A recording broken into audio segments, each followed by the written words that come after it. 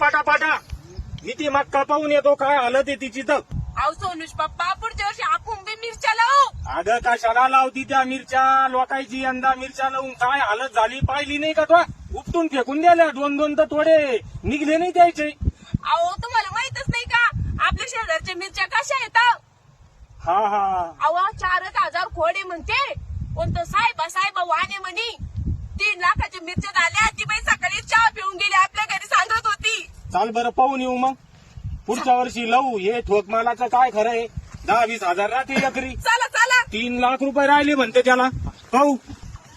बापा काय मिरच्या या पहिल्यांदाच पाहू राहिलो मी असा माल मिरच्याला.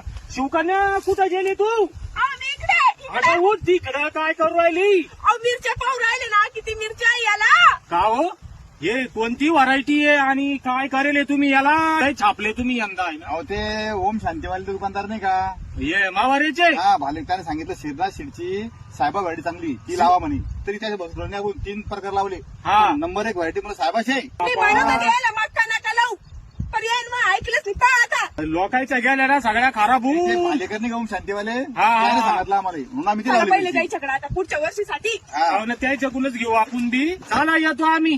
या काही उसने जाणार 2 लाख रुपये. संध्याकाळी बेटा संध्याकाळी. हा ठीक आहे चला.